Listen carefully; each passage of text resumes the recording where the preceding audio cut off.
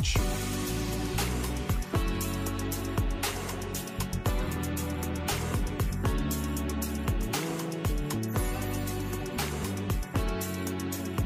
Welcome back, everybody. Sports Daily on KFH. Jacob Albrock, Tommy Castor. It is Friday before Memorial Day weekend. I put Memorial Day weekend up there with any holiday weekend that we celebrate in this country. One, because of what it means. It is an incredible weekend to think about some of the things that we think about on Memorial Day. Comes at a great time of the year, the unofficial start of summer. But Memorial Day weekend, hope everybody has a great one, enjoys it. Tommy and I will be barbecuing, and it's, got a lot on the line here to bring the good, it's one of those unofficial, competitions to some degree of like what you bring to the table, Yeah, I'm smoking some baby back ribs, which I'm known for and should be incredible. If anybody wants the recipe, let me know. I'd be happy to share it. And you're doing something else that doesn't really matter. I mean, what really matters doesn't really matter. The ribs, hot legs, that'll be the star of the show. Spicy, sort of buffalo style drumsticks. And if you want that recipe, you can't have it because I won't give it to you. It was sworn to secrecy to me by a master chef that I knew growing up, a family. And I can't remember how I weaseled it out, but I did. You can't have it. So there's a reason why your hot legs that you're making are the appetizer, and my ribs will actually be the main attraction. We'll see. We'll see what everybody gravitates to. We'll see how that goes. I'm confident. I know these things. I know how they perform because I've used them before. And when you've got hot legs making hot legs, you can't miss, and that's just how it goes. And it's swimming trunk season, so you're going to see multiple hot legs out there at the barbecue. All right, let's talk a little Shocker baseball. IHOP hotline's open, 869-1240. No wins in the conference tournament. 3-11 down the stretch after they had a point and were in position in first place in the American. It was not a good finish to the season for the Shockers. It was overall circumstantially a nice season for the Shockers when we consider the turmoil going into it. It was a 30-25 finish. Again, an opportunity. I do think we've got to be fair and say an opportunity missed down the stretch. But I think if we all looked back to, I don't know, when does the baseball season start? Let's say January, and thought about what this team might do, I don't think we would have guessed 30-25 in a third-place finish in the league, which is ultimately what they got when they were projected to finish fifth to begin the season. Lauren Hibbs was named the Conference Coach of the Year. The question now is very obvious to everybody, and the elephant in the room is what happens at head coach long-term. Kevin Saul has a decision to make. Does he make Lauren Hibbs the full-time head coach, remove that interim tag, or does he go in a different direction? Tommy, we talk a lot about this off the air. I don't have a hot take on this. Because I don't fully understand what exists in the world of college baseball and the challenges and the dynamic of it. Wichita State baseball, since I've come here, has not reached the level that you would hope when you move to Wichita and you know the history of Wichita State baseball. The Gene Stevenson situation was a mess. That's been rectified off the field, right? Like that. I don't think that any longer lingers over the program in any way. So that's good news. It did not work with Todd Butler. Todd Butler did not win enough games, brought in a lot of talent, but didn't win enough games even close to it. Eric Wedge, we all thought was the perfect idea, right? You've got this Shocker legend, as legendary as any player that's ever played in the program, has had success at every level of the big leagues and all of these things, and that did not work at all. Didn't work at all. And now you've had Lauren Hibbs in an interim position who's done a nice job, also been with the Shockers forever, has coached college baseball forever, but 5 games over 500 and a missed opportunity at the end of the year. I don't think it's a slam dunk in any direction. I don't have a hot take on it. I think I'd like to see Hibbs get, a year or two to see what he can do with, the full gamut. You got to recruit, you got to do all those things. And yeah, and he's won tons of games in college baseball. I don't know how much the portal and all that stuff and NIL has changed college baseball. I don't know that. Like we're more aware of it, right, in football and basketball, where I'm not as aware of it in baseball. So again, it's hard for me to come here and say, here's what they have to do, because I don't think that that's a have to do situation. I think it will be interesting. We've heard how much from day one Kevin Saul values Wichita State baseball and wants it to be back to its former glory, because it is a headline program when it is.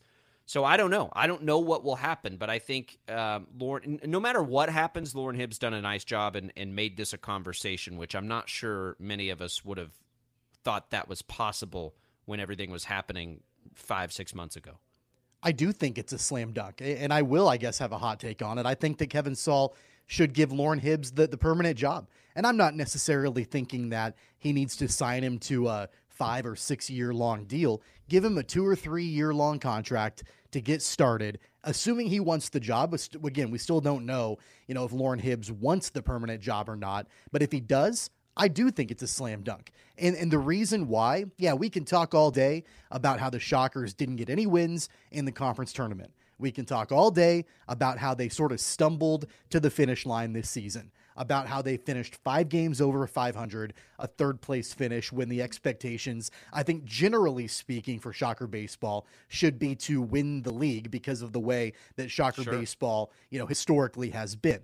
That being said, this season could have been an unmitigated disaster after everything that happened with Eric Wedge before the season even started. Lauren Hibbs came in, he steadied the ship, and he led the Shockers to a winning record and a third-place finish in the conference, and at one point had the Shockers in the conversation for first in the conference and a top 25 ranking, which hasn't happened in a long time. So I do think that knowing the circumstances around the Eric Wedge situation, what Lauren Hibbs did this season is incredibly impressive, and I think has earned him the opportunity to be the permanent head coach. And before anybody says, well, didn't we learn our lesson with the Isaac Brown situation at Wichita State with basketball? It's apples and oranges. It's a completely different situation because of the fact that Lauren Hibbs has 3 decades of head coaching experience and is in the top 20 nationally of winningest active coaches in America. Isaac Brown didn't have that. Lauren Hibbs does. The track record is there. The pedigree is there. The connection to Wichita State is there. I don't think that Kevin Saul is going to be able to find anybody more qualified or any better to run this program next season than Lauren Hibbs. That becomes the question. Can you find somebody more qualified? And so I think that, what you'll see in this debate, and it is just a conversation, because ultimately it's not our decision to make anyway, but I think what you're going to see is, and the reason so many people were seemingly upset with Isaac Brown, there were some people, I think there were two different groups. There were some people that just didn't think Isaac Brown should get the job flat no matter what, period, right? I think that was unreasonable. What probably was reasonable, and look, I fully was endorsing Isaac Brown for that job. What was probably more reasonable is the camp that said we have to open up the search nationally to see what's out there.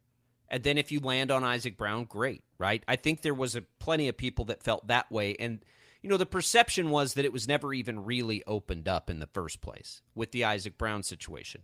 The other difference is Isaac Brown won the league, right? He had a massive roster mess and won the league. I think that's another difference there. But so you'll have there is nothing wrong to me with opening up a search and seeing what's out there, and then you can ultimately land on Hibbs. I think the pressure for Saul is going to come in that, right? Like, you have to at least see what's out there. I think so many people felt like that. I don't you don't think you open up a search? No. What has Lauren Hibbs done this season that would lead anybody to believe that he's not capable of leading this program next season? They went 30 and 25. I don't want to overstate how good they were in a one-bid league. They went 30 and 25 and finished 3-8 when they had a chance to win that one bid. When they were projected to finish 5th in the league? They finished 2 spots above their projection. When Isaac Brown got the job, they overperformed. When Isaac Brown got the job, they finished first in a year they were picked 7th. And that's the issue. That's the issue right there. If we were just viewing this on its own, then I don't think that there would even really be much of a debate about whether or not Lauren Hibbs was deserving of the head coaching position. View it on its but own. You have to everybody's viewing it through the lens of what happened with basketball when they're completely different. It's a completely different situation, and it's unfair to Lauren Hibbs and the baseball program to judge him and what his team did this season on what happened with Isaac Brown and Greg Marshall in the basketball program 3 years ago.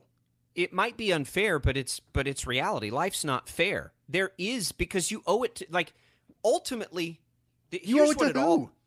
You owe it to the fan base. The fan base, you got to put butts in those seats, right? Like if they were projected to finish 5th and Lauren Hibbs took that job over and they finished 9th, or they were awful and it was a disaster, then absolutely open it up and let's go try to find somebody who can lead this program. But there was nothing to me this season that indicated that Lauren Hibbs was not capable of running this program and leading it to success. I don't think there's anybody on the planet that doesn't think Lauren Hibbs is capable. I think the people that, and I don't know, like, here's the other thing about this. Of course he's different than of course he's capable, but does that mean he's the absolute best person for the job just because he's capable? Tell me who else is out there that could potentially be interested in this job that has led a team to 7 NCAA tournament appearances. I've already told like Lauren you Hibbs did at Charlotte. I mean, there will be candidates. I don't know who they are because I don't follow college baseball that way. The name that we've talked about that will get brought up that I would absolutely entertain is Kevin Hooper. Now, let me preface this with a big fat asterisk, right? And say Kevin Hooper's probably not interested in this because Kevin Hooper's on track to be a Major League Baseball general manager at some point. He's the director of player development right now for the best organization in baseball at developing players. And he's been promoted essentially to that from other organizations. Kevin Hooper has strapped a rocket to his butt and is just flying through the big leagues.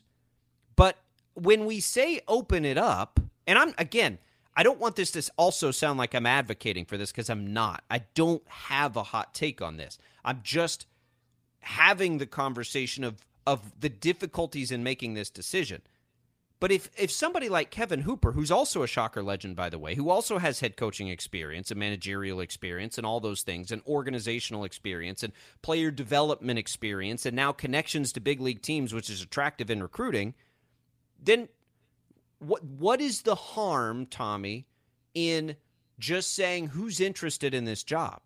I think the harm in that is that it is a little disrespectful to Lauren Hibbs and the job that he's done this year. Like, I don't know. Would Lauren Hibbs have gotten that job if Eric Wedge wasn't fired? He certainly has the pedigree for it.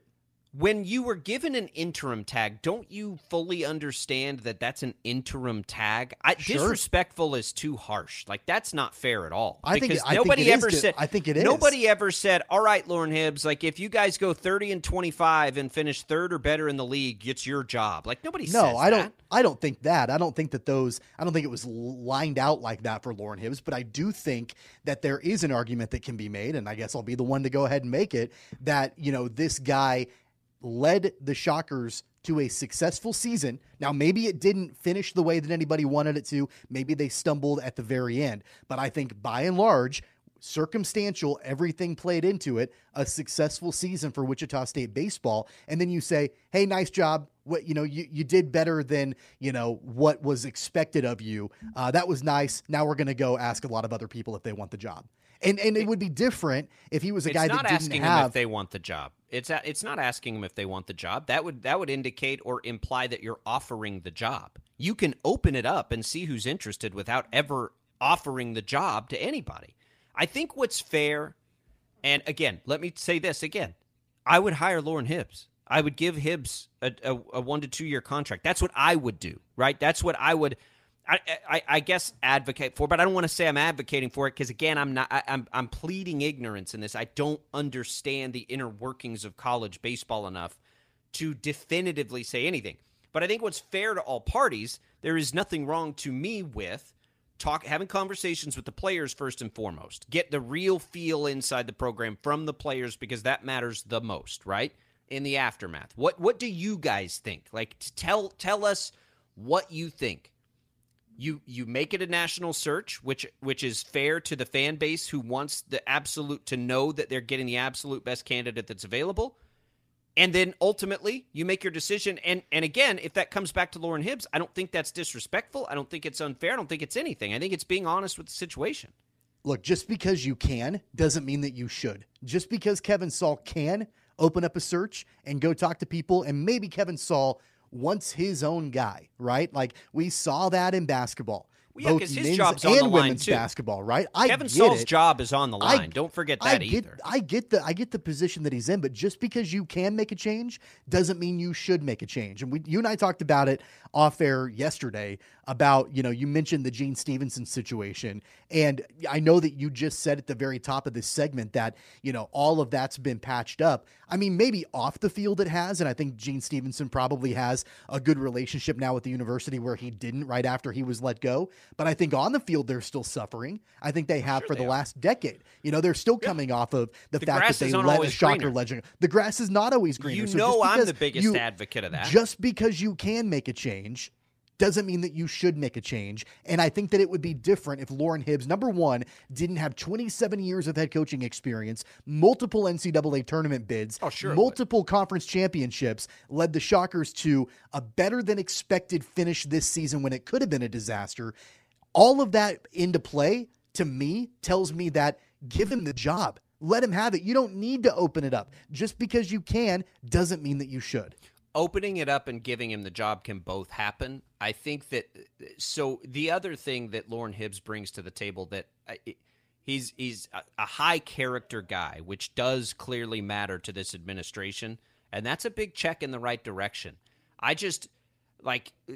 We also can't be naive to the fact that there's a lot of, Kevin Saal's job's on the line with a lot of these decisions, right? If Paul Mills doesn't work out, Kevin Saal probably doesn't work out. If they have a disaster in baseball and basketball isn't also like immediately great, Kevin Saal's job's on the line too. So again, naivety from me. I would give it to Hibbs.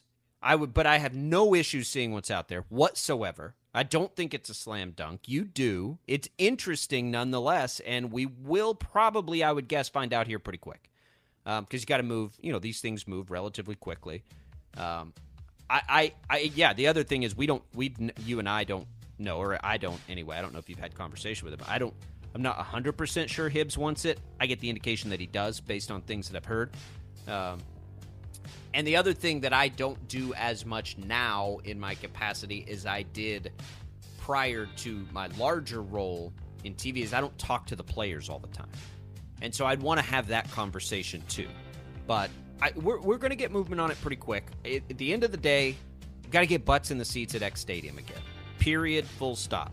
So for me, whatever does that, do that, right? And Hibbs, great job this season. There's no debating that they did a great job circumstantially or otherwise. It was a nice year for Wichita State baseball. Did not end well, and now we enter an off-season of interest because they have a lot of young players. They have a lot potentially returning outside of the Player of the Year and Brock Rod, and I think just about everybody else is eligible to come back. So that's also a factor in the decision, too, and why a conversation with the players needs to be the absolute first thing that happened. Who do they advocate for? That's what I want to know first. All right, 869-1240 is the number to call. We'll come back. We got some giveaways, a lot to get to. We got Tim Fitzgerald coming up top of hour number 2. It's Sports Daily. It's a Friday. It's almost a weekend, everybody. We'll help get you there.